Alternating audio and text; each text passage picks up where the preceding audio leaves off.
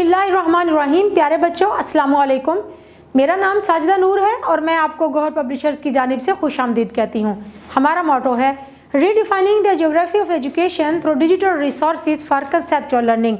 आज के इस वीडियो लेक्चर में हम गौहर निदाए उर्दू जमात चहारुम के सबक नंबर 12 हकायात सादी रहमतुल्लाह अलैह को शुरू करने जा रहे हैं। तो आइए चलते हैं अपने सबक की जानिब।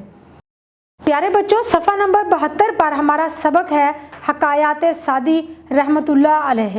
सबसे पहले तो आप मुझे ये बताएं कि आपको कहानी सुनना कैसा लगता है। हर बच्चे को कहानी सुनना बहुत अच्छा लगता है।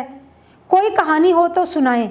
हर बच्चा अपने हिसाब से जो कहानी उसने पढ़ी है या सुनी है वो सुना सकता है, जो उसको बहुत अच्छी लगी हो। तो आप में से हर बच्चे ने एक दूसरे को कोई ना कोई कहानी सुनानी है। तो प्यारे बच्चों, सफ़ा नंबर 73 पर हमारे ख़ास अल्फाज हैं गुमान, शऊर, सहलाना, रंजीदा, महरूम, हड़प करना। सबसे पहले मैं आपको ये बताना चाहूँगी कि हकायात से क्या मुराद है। हकायात हमारे बड़ों की बताई हुई कहानियाँ हैं। ये हमारी अखलाकी तरबियत करती हैं और ये बुज़ुर्गों की अक्ल व फ़रासत और तजर्बात का निचोड़ होती हैं। तो सबसे पहली कहानी है जो शेख सादी रहमतुल्लाह अलैह ने सुनाई। शेख सादी रहमतुल्लाह अलैह फरमाते हैं कि एक मर्तबा मैंने एक शख्स को देखा कि वो आगे आगे चल रहा है। उसके हाथ में एक रस्सी है जो उसने बकरी के गले में बांध रखी है और बकरी आराम से उसके पीछे पीछे चली जा रही है। शेख सादी रहमतुल्लाह अलैह कहते हैं, मुझे गुमान हुआ कि ये बकरी इसलिए इस नौजवान के पीछे चल रही है कि इसने इसके गले में रस्सी बांध रखी है। अगर रस्सी ना हो तो ये बकरी यूं उसके पीछे ना चले। चुनाचे मैंने नौजवान से इस ख्याल का इजहार किया। उसका कहना था, ऐसा हरगिज़ नहीं, अगर इसके गले में यह रस्सी ना भी हो तो भी ये मेरे पीछे चलती रहेगी। शेख साहब ने कहा, यह मुमकिन नहीं, एक जानवर यूं आराम से आपके पीछे चले। चुनाचे इस शख्स ने बकरी के गले से रस्सी खोल दी। बकरी आज़ाद होकर एक दो बार उछली कूदी, फिर उस शख्स के साथ साथ चलने लगी। वो कहने लगा कि ये मेरे पीछे इस एहसान की रस्सी की वजह से चल रही है जो दिन रात मैं इसके साथ करता हूँ। हैरत तो इंसान पर है कि रब इसे सब नेमतें देता है, फिर भी वो अल्लाह ताला की राह छोड़ देता है। बकरी को तो सिर्फ खाना और रहाइश मालिक ने दी है, इंसान को अकल, समझ और शऊर जैसी बड़ी नेमतें अल्लाह ताला ने दे रखी हैं। अगली हिकायत है शुक्रगुजारी। शेख सादी रहमतुल्लाह अलैह फरमाते हैं, मैं हमेशा अल्लाह ताला का शुक्रगुजार बंदा बनकर रहा। कभी ऐसा ना हुआ कि मुसीबत के ज़माने में मेरी ज़ुबान पर हरफ़े शिकायत आया हो, कोई गिला या शिकवा आया हो। लेकिन एक बार ऐसा हुआ कि मेरे कल्ब की हालत बदल गई। बात यह हुई कि मेरा जूता टूट गया और नया जूता ख़रीदने के लिए मेरे पास पैसे नहीं थे।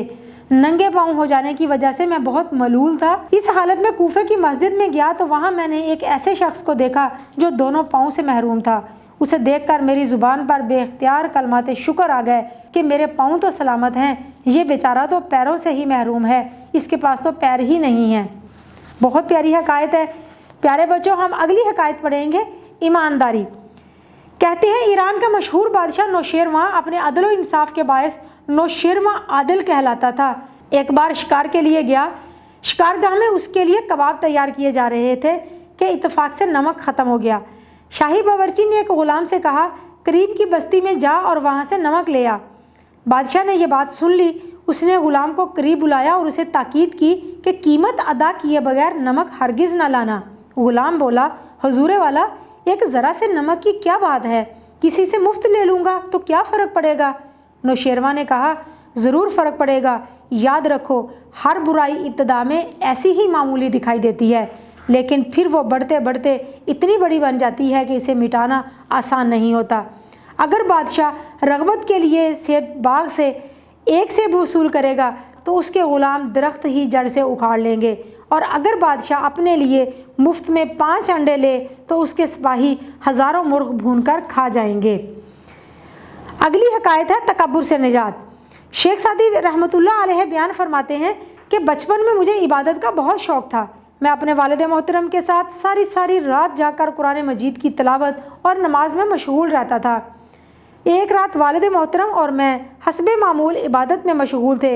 हमारे करीब ही कुछ लोग फ़र्श पर पड़े गाफिल सो रहे थे। मैंने उनकी ये हालत देखी तो अपने वालिद साहब से कहा کہ ان لوگوں کی حالت پر افسوس ہے، ان سے اتنا بھی نہ ہو سکا کہ اٹھ کر تہجد کے نفل ہی ادا کر لیتے۔ والد محترم نے میری یہ بات سنی تو فرمایا، بیٹا دوسروں کو کم درجہ خیال کرنے اور ان کی برائی کرنے سے تو بہتر تھا کہ تو بھی پڑھ کر سویا رہتا اور مخلوق کی عیب جوئی نہ کرتا، ان کی برائی نہ کرتا۔ پیارے بچوں، امید ہے کہ آپ کو آج کے متن کا مفہوم بہت اچھی طرح سے سمجھ میں آ گیا ہوگا۔ ان حکایات کو، ان کہانیوں کو آپ نے خود ایک بار پڑھنا ہے، بلکہ یاد کرنا ہے اور اپنے دوستوں کو سنانا ہے۔ آپ ایک دوسرے کو سنائیں گے، ان کے اخلاقی سبق جو اس میں دیے گئے ہیں ان پر عمل کریں گے۔